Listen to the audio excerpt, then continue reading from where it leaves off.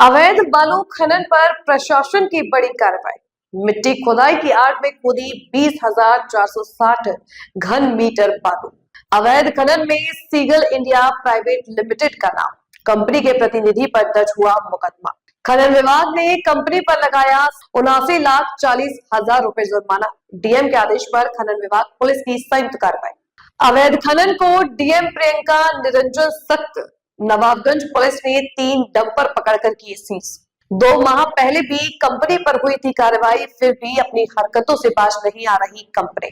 नवाबगंज के दुर्गागंज माजा राठ का है मामला। कल जिलाधिकारी महोदया को सूचना प्राप्त हुई थी कि जो तरबगंज तहसील में घाघरा नदी के तट पर बालू का खनन हो रहा है और बड़ी मात्रा में खनन की जा रही है। तो इसकी जैसे शिकायत प्राप्त हुई, उसमें उप जिलाधिकारी तरबगंज को और खनन अधिकारी माइनिंग अधिकारी दोनों लोगों को जो है भेजा गया था टीम के साथ। पुलिस बल और अन्य लोग भी थे उसमें टीम में, और इनको वहाँ भेजा गया। मौके पर जांच पड़ताल की गई तो उसमें पाया गया कि एक कंपनी सीगल इंडिया करके है जिसको कि अनुमति प्रदान की गई थी, लेकिन उनके द्वारा जो अनुमति प्राप्त क्षेत्र था वहाँ न खदान करके नदी के तट पर खदान किया जा रहा था, और उसमें खदान की वजह से जो है फिर गाड़ियों को जब्त किया गया और उनकी जो भी थी और उनको सीज करके थाने भेजा गया, और साथ ही साथ उन पर जुर्माने की कार्रवाई की गई, जो इसका धनराशि लगभग 80 लाख रुपए है, जो कि 20,000 घन मीटर के आसपास का आकलन किया गया कि बालू का अवैध खनन हुआ है।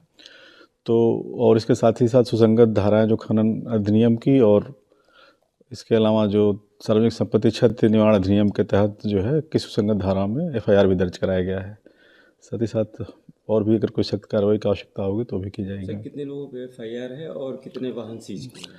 एक व्यक्ति जो उनका मैनेजर था उसके खिलाफ एफआईआर की गई है, जो और इसके अलावा जो है लगभग 7-8 के आसपास वाहनों को जो है सीज किया गया है। देखिए, लगातार सतर्क निगरानी के लिए जिलाधिकारी महोदय द्वारा निर्देशित किया गया है और बीच बीच में नियमित रूप से जो है कार्रवाइयाँ होती रहती हैं, और ये बड़े पैमाने पर शिकायत पहली बार आई तो इसलिए उस तरह से सख्ती से कार्रवाई की गई थी। वाहनों को स्वामी दरअसल पुलिस के पास है, जैसा भी होगा उसके आधार पर कार्रवाई की जाएगी। तो पुलिस को हैंडओवर किया गया तो उनके द्वारा उसके अंतर्गत कार्रवाई की जाएगी सुसंगत धाराओं में।